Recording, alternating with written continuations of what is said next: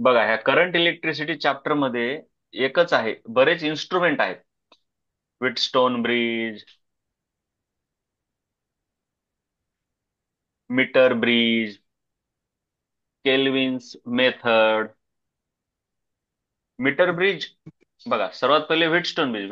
व्हिटस्टोन ब्रिजचं principal काय आहे? ह्या ए पॉइंट पासून जे दोन रेजिस्टन्स निघाले, काही असो, समजा हे R1 आहे, हे R2 आहे, आणि नंतर मग इकडं दोन येतात असे, हे R3 आणि R4. तर ह्या पॉइंट पासून जे दोन निघाले त्यांचा ratio R1/R2 should be equal to काय सांगा? 3/R4. हा, R3/R4. R3 R3 bye by R R4. हे आहे व्हिटस्टोन ब्रिजचं प्रिन्सिपल. मग ह्यालाच, आता हे जे खालची आहे ही पट्टी, हे जे रेजिस्टन्स आहेत दोन, ह्याला आपण एका वायर मध्ये कन्वर्ट करतो असं, आणि इथून इथं असं गॅल्व्हॅनोमीटर लावतो. ते खालचं वायर 1 मीटरचं झालं की त्याला मीटर ब्रिज म्हणते. मीटर ब्रिज मध्ये काय होतंय मग? ह्या दोघांचा रेशो बरोबर ह्या इथल्या दोन लेंथचा रेशो असं, हे L1 L3 असं काहीतरी, म्हणजे R1/R3 इज इक्वल टू, म्हणजे आता L1. मीटर ब्रिज मध्ये काय, L1 by मीटर ब्रिज मध्ये काय करतात?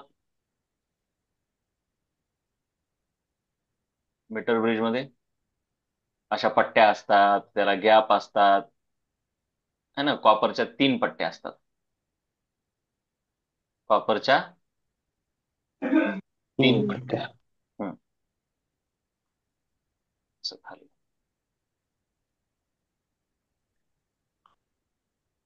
कॉपरच्या 3 पट्ट्या असतात. ही इथून इथे एक वायर असते 1 मीटरचं, म्हणून ह्याला मीटर ब्रिज म्हणतात. वायर म्हणजेच काय असते? कंडक्टर किंवा त्याला रजिस्टर दोन्ही म्हणतात. वायरमध्ये दोन्ही प्रॉपर्टीज असतात, कंडक्टर आणि रजिस्टर. म्हणजे ते थोड्या प्रमाणात कंडक्ट करतंय आणि त्यात रेजिस्टन्स पण असते, जसं मेटल मध्ये नॉन मेटॅलिक कॅरेक्टर असते तसं. आपलं कोणतंही कॉपरचं वायर, अल्युमिनियमचं वायर, दररोजच्या जीवनामध्ये आपल्या जे घरामध्ये वायर असतात त्याला आपण रजिस्टर पण म्हणू शकतो आणि कंडक्टर पण म्हणू शकतो.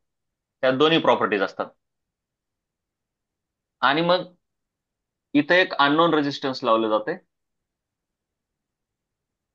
आणि इथं नोन रेजिस्टन्स लावलं जाते, जे की आपल्याला व्हॅरी करता येते आपल्या मनावर, म्हणून व्हॅरी करता येते म्हणून त्याला असं R लिहितात, आणि अननोन असते त्याला X लिहितात. आणि इथून इथं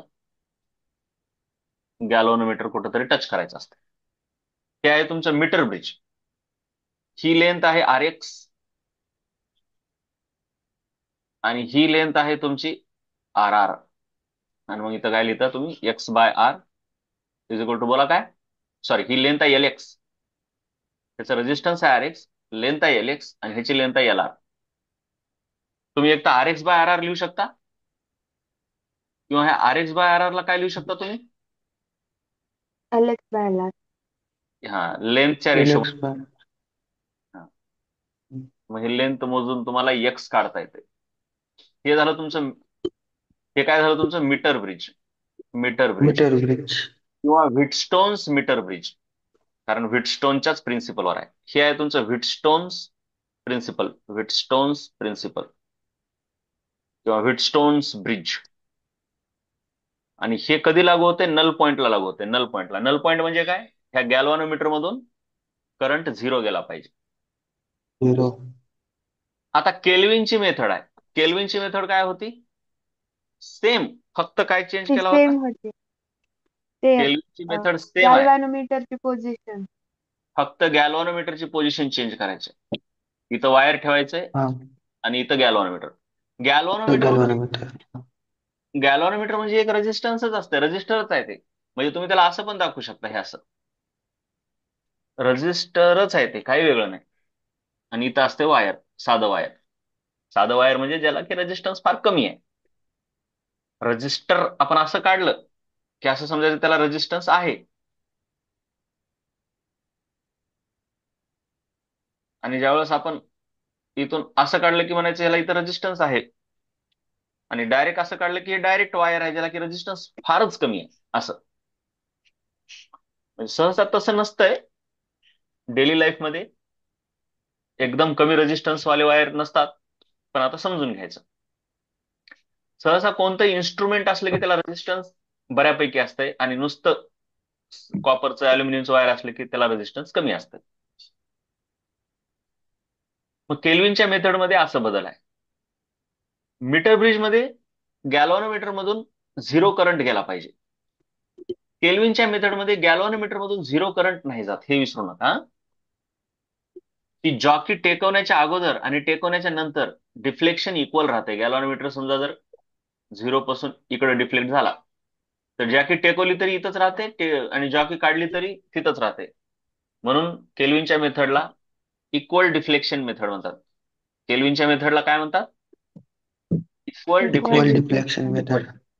ह्या लेंथला एल जी म्हणतात, ह्या लेंथला एल आर म्हणतात, आणि मग resistance of G divided by R is equal to L G upon L R. L R मोजता येते, एल जी मोजता येते. कसं मोजता येते? कारण इथे एक अशी मीटर पट्टी लावलेली असते ही अशी, माहिती आहे ना. हो. हा. मग इथं रेजिस्टन्स ऑफ जी काढता येते, इथं अननोन रेजिस्टन्स एक्स काढता येते. ही झाली केल्विनची मेथड. ठीक आहे. कन्स्ट्रक्शन सिमिलर आहे. कन्स्ट्रक्शन लिहिताना कधी पण ह्यांना एक्सप्लेन करा म्हटलं की पहिल्यांदा आधी लिहायची त्याची व्याख्या, व्हॉट इज मीटर ब्रिज, त्याची definition. It is an instrument which is use to measure unknown resistance. त्याच्यानंतर लिहायचं कन्स्ट्रक्शन. पहिल्यांदा त्याची डेफिनेशन, नंतर कन्स्ट्रक्शन. त्याचं कन्स्ट्रक्शन वगैरे सोपं आहे. There is a wooden block, there is a wooden platform on which 3 copper strips are connected as shown in figure, हे म्हणायचं. In the gap 1 unknown resistance is attached, in gap 2 known variable resistance is attached, there is a stretched wire from end A to C, असं construction लिहायचं. Then there is a की battery with EMF E, असं लिहायचं. आणि मग working लिहायचं. ठीक आहे. वर्किंग लिहिलं, when null point is found according to Wheatstone principle we can write like this, असं काहीतरी. म्हणजे मी काल आता सांगितलंच तुम्हाला ते वर्किंग वगैरे. चलो, इक्वल डिफ्लेक्शन मेथड आपली झालेली आहे. मग काल आपण हे सर्व बघितलंय का? बघा बरं एवढं, हे फॉर्म्युला. आता what is balanced point in Kelvin's method, हे झालं ना. हे का, हे झालं बघा, हे फायनल फॉर्म्युला आहे केल्विनच्या मेथडचा. आता आहे what is balanced point in Kelvin's method to measure the resistance of galvanometer. लक्षात घ्या, केल्विनची मेथड गॅल्व्हॅनोमीटरचं रेजिस्टन्स मोजण्यासाठी आहे. बॅलन्स्ड पॉइंट एकदम सिंपल आहे. बॅलन्स्ड पॉइंट एकदमच सिंपल आहे. In Kelvin's method balance point is the specific point on the metre bridge wire. ते जे खालचं वायर आहे त्याच्यावरचं फिक्स पॉइंट डी आहे. व्हेअर, हे महत्वाचं आहे, the bridge network is balanced. Network is balance. Network balance म्हणजे केल्विनच्या मेथडमध्ये नेटवर्क बॅलन्स आहे म्हणजे गॅल्व्हॅनोमीटर मधून करंट झिरो चाललाय का ह्या वायर मधून करंट झिरो चाललाय? वायर मधून करंट झिरो झाला. वायर. वायर मधून करंट झिरो जातो. महत्वाचं आहे बीडी. इथं पण ह्या वायर बीडी मधूनच करंट झिरो जात असतो, मीटर ब्रिज मध्ये पण. इथून करंट झिरो गेला की आपण त्याला बॅलन्स्ड पॉइंट म्हणतो. पुढे काय? At this point galvanometer shows no deflection आहे का शब्द बघा काय म्हटलं, shows no change in the deflection. हे कळलं का बघा? When jockey makes contact. हा. मीटर ब्रिज मध्ये काय म्हणायचं? Galvanometer shows no deflection. Kelvin method मध्ये काय म्हणायचं? Galvanometer shows no change in the deflection. Change in deflection. Why Kelvin's method to measure the resistance of galvanometer is called as equal deflection method? ते already सांगितलंय. Because सर्वात पहिले the initial circuit is set up so that galvanometer shows specific deflection like 2/3 of the full scale. हे हे हे काही व्याख्या नाही, हे उगाच सांगितलंय. सुरुवातीला काय करतात बाबा? सुरुवातीला असं सेटअप करतात की हे गॅल्व्हॅनोमीटरनं काय केलं पाहिजे, हे फायनल पॉईंट असेल तर कुठंतरी इथपर्यंत असं डिफ्लेक्शन दाखवलं पाहिजे, 2/3. 5, 10, 15 असेल तर इथपर्यंत डिफ्लेक्शन दाखवलं पाहिजे. राईट? असं सेटअप करून घेतात. हो. किती डिफ्लेक्शन आहे? 2/3 ऑफ द फुल स्केल. काय अभि? हाँ. The jockey is then tapped along the wire. मग वायर वरती आपण जॉकीला टिक करतो वेगवेगळ्या पॉइंटवर, आणि एक असा पॉइंट फाइंड करतो, to find the point where connecting it causes. काय बघा, हे लय महत्वाचं आहे. काय causes? No change in the galvanometer Millimeter. existing reflection. बस झालं. खरं No खरं change in उत्तर the हे आहे. खरं उत्तर आहे इथून एवढं. खरं उत्तर आहे इथून एवढं. Since the deflection remains same or equal whether the jockey is off the wire म्हणजे वायरवर टेकवलेली नाही, or on the balance point, the method is named accordingly. म्हणण्यापेक्षा method is name equal deflection method.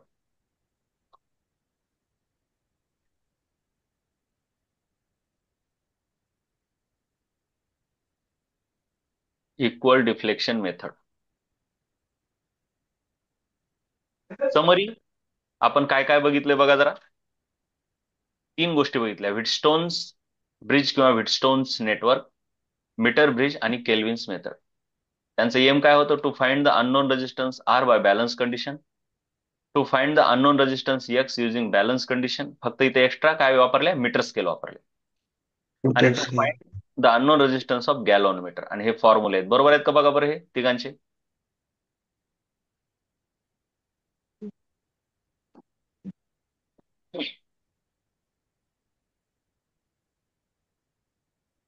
हो.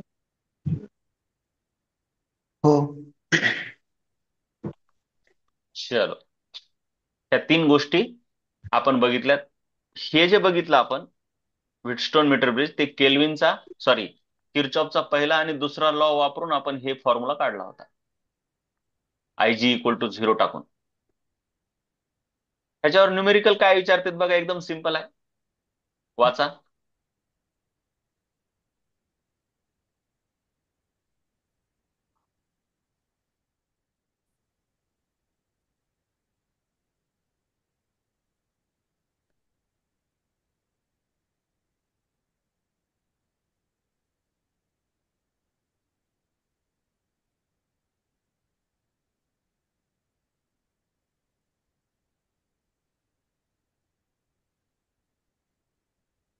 चलो,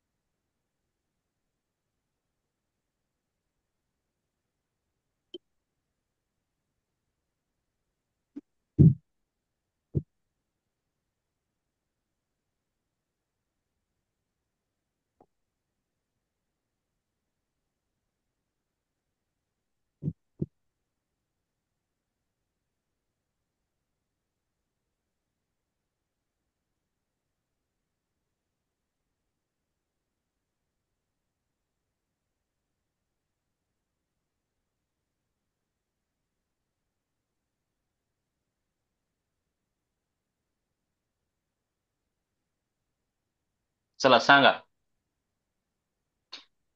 ह्याची व्हॅल्यू किती आहे? रेशो आर्म्स 3 काय कुठलेही घ्या, काय फरक पडत नाही. रेशो आर्म्स म्हणजे हे 300 आणि हे 300. 30. 30 ohm. 30. हे आहे पहिला आर्म, हे आहे दुसरा आर्म, किंवा R1 R2 म्हणू आपण त्याला.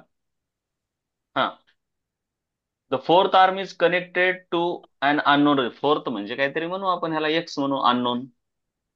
Find the value of unknown resistance in the third arm. म्हणजे ह्याची किती आहे?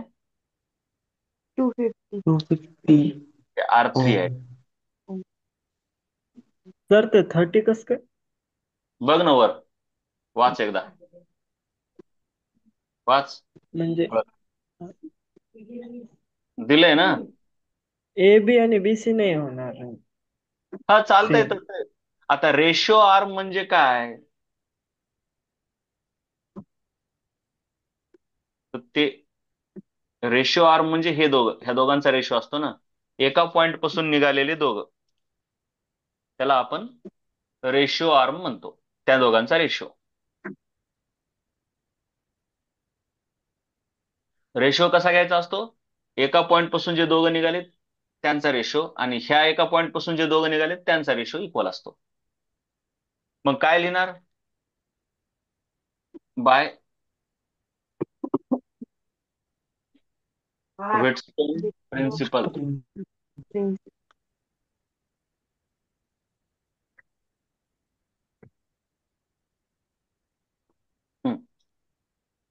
बाय व्हिटस्टोन प्रिन्सिपल काय लिहिताय ते सांगा.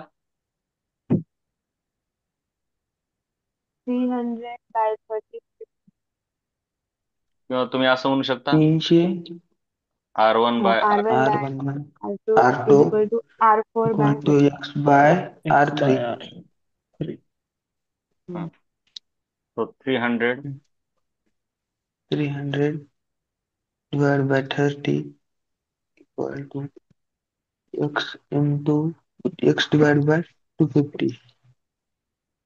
X इज इक्वल टू काय येते मग? 10 into 30. 300. 10. तो X इक्वल टू काय आलं मग? 2500. 2000.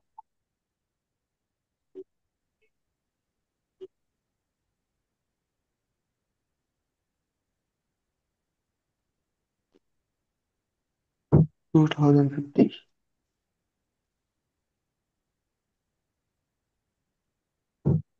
Oh, देअरफॉर, मग पुढे आपण वाक्य पण लिहितो, therefore resistance in third arm is. कळलं का? असं लिहावं लागतं नीट. oh.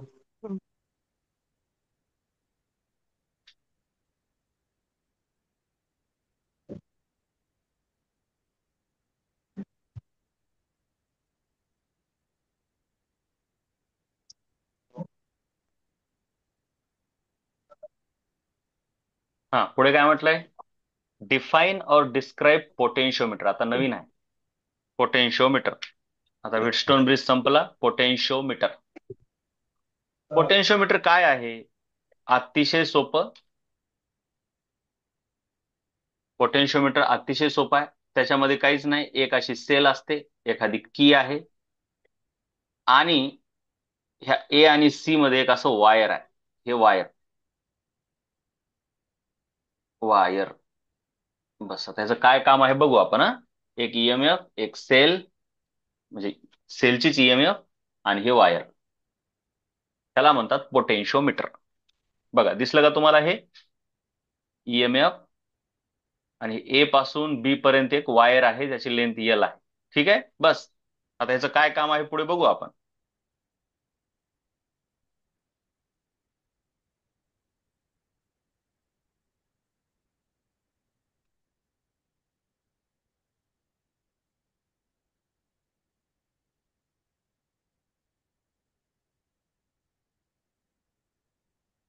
काय म्हणतंय पोटेन्शिओमीटर? 2 मार्काला काय काय लिहायचं पहा.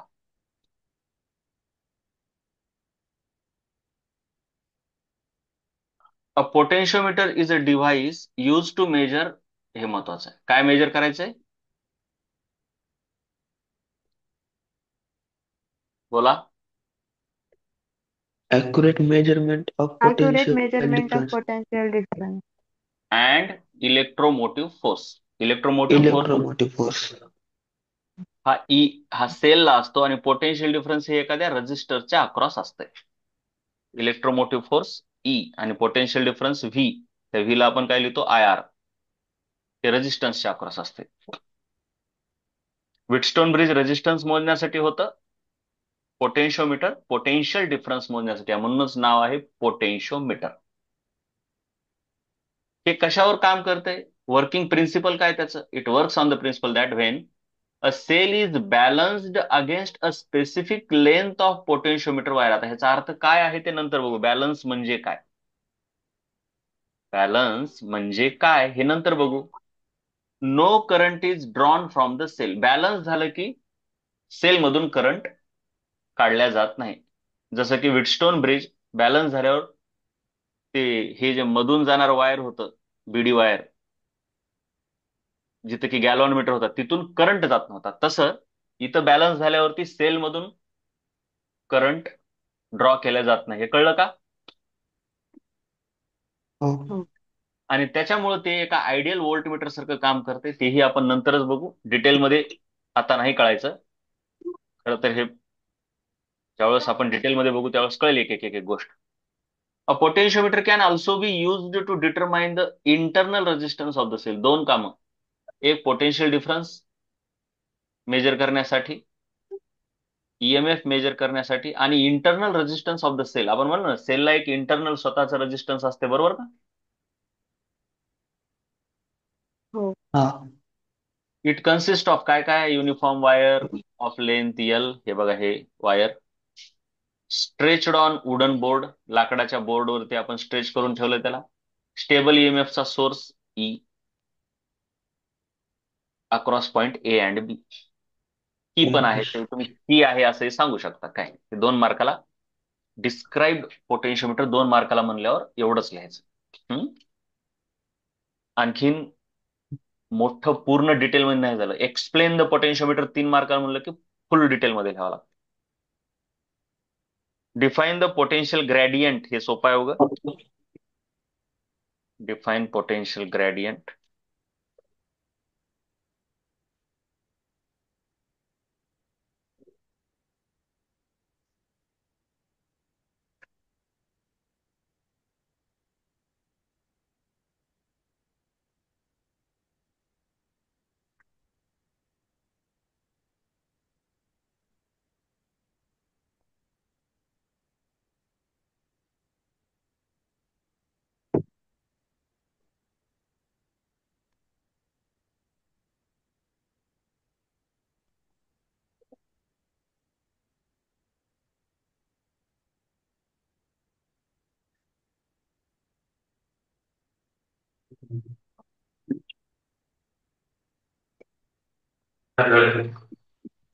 चलो,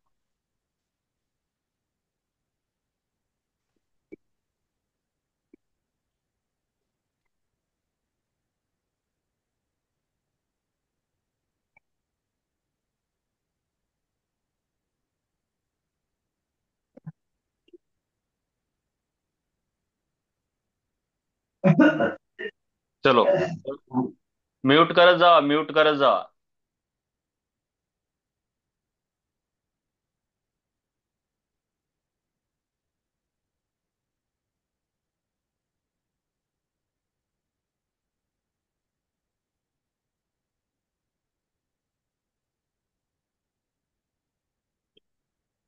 चलो, काय म्हटलंय बघा. Define potential gradient. ग्रेडियंटचा अर्थ मी तुम्हाला सांगितलं. पोटेन्शियल ग्रेडियंट, प्रेशर ग्रेडियंट म्हणजे rate of change with respect to distance. Temperature gradient. Temperature gradient म्हटलं की delta T upon delta x. Potential gradient म्हणजे delta V upon delta x. डेल्टाला डीव्ही पण लिहिता येते, डीव्ही बाय डीएक्स. ग्रेडियंटचा अर्थ कळला का? Rate of change with respect to distance. हो. स्लोप थोडक्यात आपण म्हणतो स्लोप. म्हणजे समजा एखादी हाईट, एखादं प्रेशर आहे किंवा पोटेन्शियल आहे. एखाद्या वायरवरती पोटेन्शियल कसं होतंय, जिकडे करंट आहे त्या डायरेक्शन मध्ये कमी होत जाते म्हटलं मी. समजा इथं 10 व्होल्ट आहे, इथं 8 व्होल्ट होतंय, इथं 6 व्होल्ट, इथं 4 व्होल्ट, इथं 2 व्होल्ट असं असतंय. तर पोटेन्शियल ग्रेडियंट जसं की इथून एवढं अंतर आहे 4 मीटर, आणि पोटेन्शियल चेंज कितीने झालं?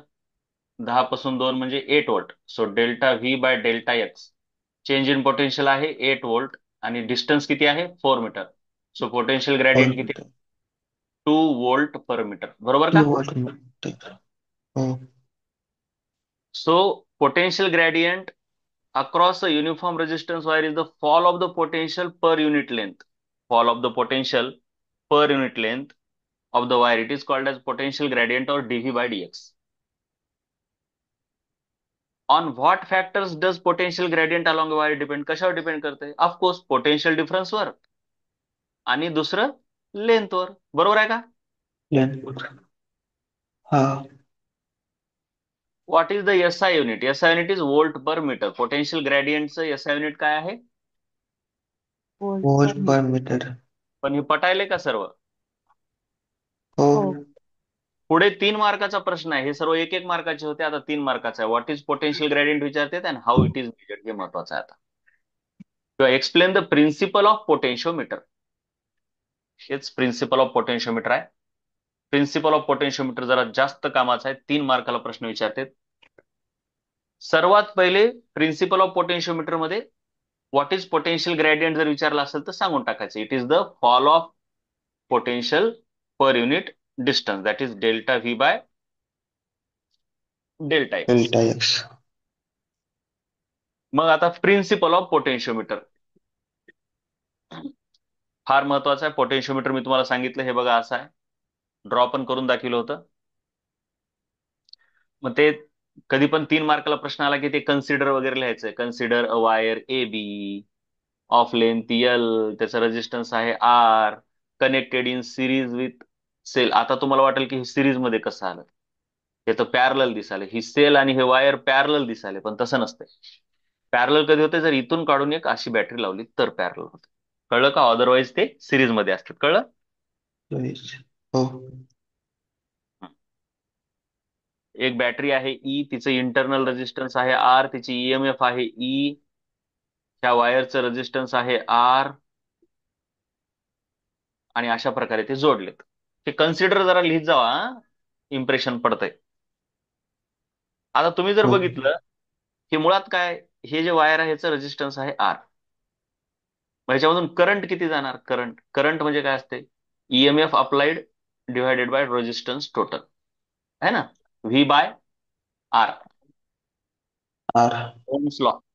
The steady current through the wire is E by R. But R total म्हणजे काय? ह्याचं रेजिस्टन्स आणि हिचं रेजिस्टन्स.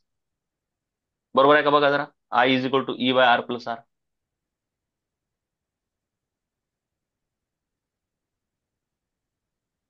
कळलं का रे?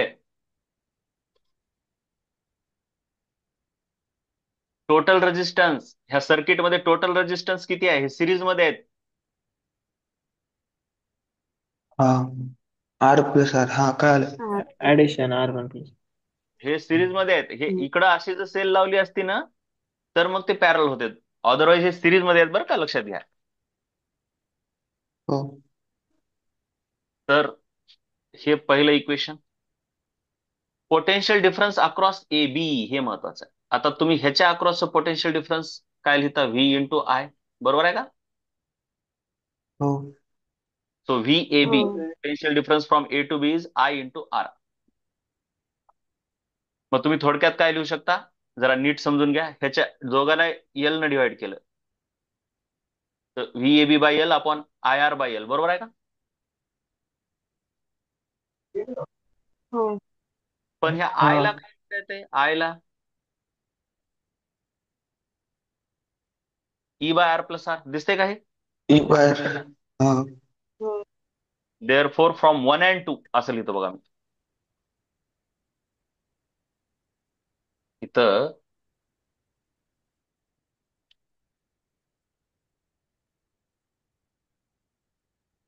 इथं लिहावं लागेल फ्रॉम 1 and 2. देअर फोर ह्याला आपण 1 म्हणू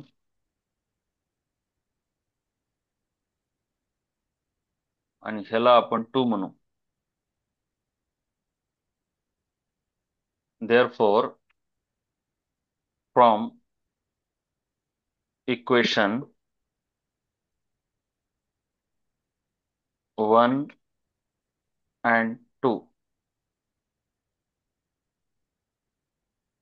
अँड डिव्हायडिंग बाय एल. आपण एल न डिवाइड पण केलं हे का नाही? हा. हो.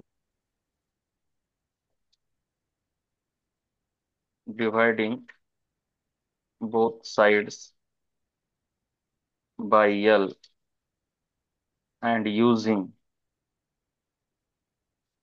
equation 1 and 2. राईट आहे का? असं लिहिता येतंय? हा. हो. मग पुढे काय? ह्या गिव्हन पोटेन्शियोमीटर वायरसाठी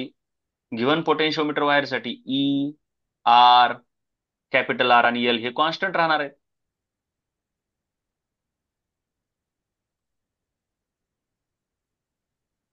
त्याच्यासाठी काय बदलणार आहे? तुम्ही समजा हे पॉइंट पी पॉइंट इथं घ्या, पी पॉइंट इथं घ्या किंवा इथं घ्या, हे ई काही बदलणार नाही, आर बदलणार नाही, एल बदलणार नाही आणि हे आर पण बदलणार नाही, बरोबर का? म्हणजे हे हा. सर्वजण कॉन्स्टंट आहेत.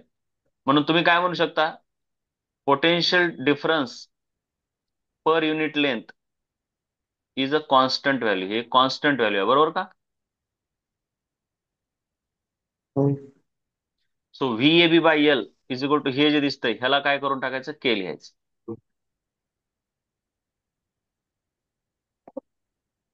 Is constant, is constant where this के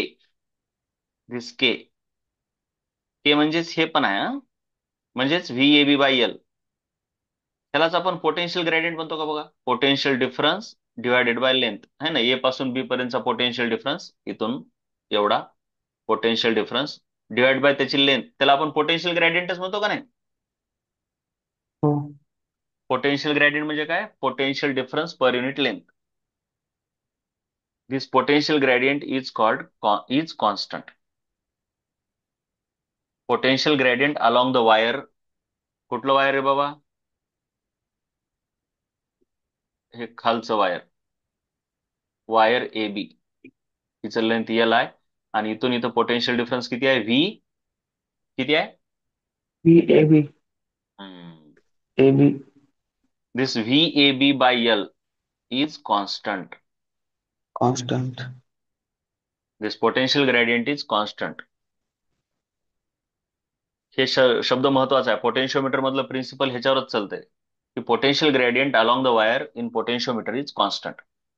पण त्याच्यानंतर समजा आपण इथं कुठलाही एक पॉइंट, रॅन्डम पॉइंट पी घेऊ, जो की इथून काहीतरी अंतरावर आहे. किती अंतरावर आहे? स्मॉल एल अंतरावर आहे. ए पॉइंट पासून स्मॉल एल अंतरावर आहे. तर हे अंतर काय होणार मग? एल मायनस एल, बरोबर का? L minus L. हा. मग तुम्ही काय म्हणू शकता? आता पोटेन्शियल ग्रेडियंट आहे म्हणजेच काय? आता जरा नीट समजून घ्या. पोटेन्शियल डिफरन्स इथून एवढं कसं लिहिणार तुम्ही? पोटेन्शियल डिफरन्स इथून एवढं कसं लिहिणार तुम्ही? आता potential difference is proportional to length. जसं तुम्ही इकडे जाल तस तसं पोटेन्शियल डिफरन्स वाढत चालेल, हे का नाही?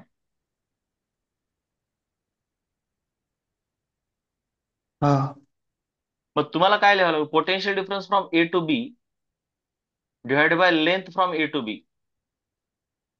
किंवा तुम्ही वेगवेगळ्या मार्गाने लिहू शकता. तुम्ही पोटेन्शियल ग्रेडियंट म्हणजे काय? पोटेन्शियल डिफरन्स डिवाइड बाय त्याची लेंथ. तर व्हीएबी ची लेंथ किती आहे? कॅपिटल एल आहे. आणि व्हीएपी ची लेंथ किती आहे? स्मॉल एल आहे. असं इक्वल लिहू शकता का?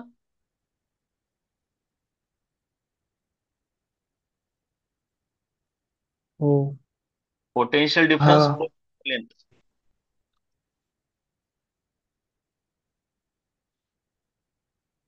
म्हणजे थोडक्यात तुम्हाला काय लिहावं लागेल ह्याच्यावरून? व्हीएपी इज इक्वल टू, हे एल इकडे गेलं आणि V A B by L, पण हे तर के आहे म्हणून तुम्ही व्हीएपी इज इक्वल टू काय लिहिता? के इंटू एल. कळलं का बघा जरा? के एल. हा. हे बघा. तसं तर तुम्हाला ग्रेडियंटचा अर्थच असा असतो, मला सांगा, ग्रेडियंटचा अर्थच असा असतो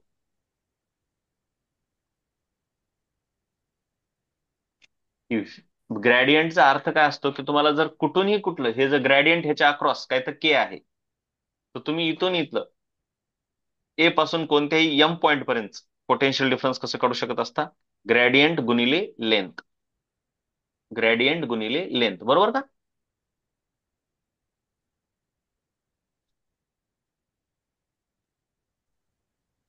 कळलं का? तुम्हाला सिद्ध करून दिलं ना मी आत्ताच.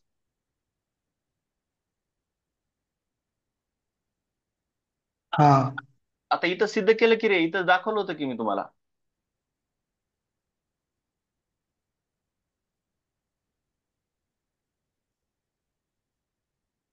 काय रे बाळांनो बाकीचे?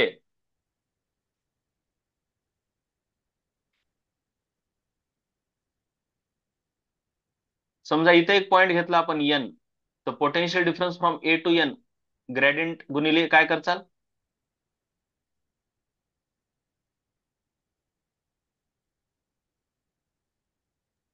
लेंथ. कुठली लेंथ? लेंथ एल कुठून केवढी length? A to N A to A N to N A to N म्हणून ए एन. मग हे ग्रेडियंटचा वापर कळला कसं करायचा असतो ते? ग्रेडियंट मल्टिप्लाइड बाय हा लेंथ, तिथून तेवढं पोटेन्शियल डिफरन्स. समजा इथे एक पॉइंट आहे एक्स, आणि बरं जाऊ द्या, ह्या दोघांमधला पोटेन्शियल डिफरन्स काढायचा तुम्हाला. Potential difference XM is equal to gradient into काय करचाल? एल इंटू लेंथ म्हणजे L into L L X length X M X M. X कळलं? एम त्या ग्रेडियंटचा हो वापर कसा करायचा आहे कळला का? हो हो So potential difference is equal to gradient into length. So potential difference across any length of wire is directly proportional to length. असंच म्हणता येते का? Potential difference is directly proportional to length म्हणता येते का? This is the principle of हो potentiometer. हे आहे प्रिन्सिपल पोटेन्शिओमीटरचं. कळलं? 3 मार्काला. हो पुन्हा एकदा state the principle of potentiometer, 1 मार्काला. एवढंच की potential gradient across any length is proportional to length, किंवा VAP is equal to KL, gradient into length. कळलं? हो. हो 3 मार्काला काय लिहायचं, 1 मार्काला काय लिहायचं? 3 मार्काला आलं की पूर्ण डिटेल डेरिवेशन करून दाखवायचं, 1 मार्काला आलं की फक्त सांगायचं. कळतंय का काही? हो चलो,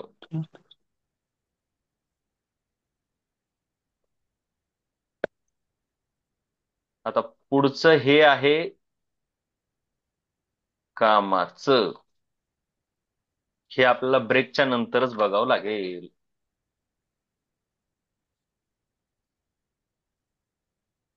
चलो ठीक आहे, ब्रेकच्या नंतर बघू आपण. हो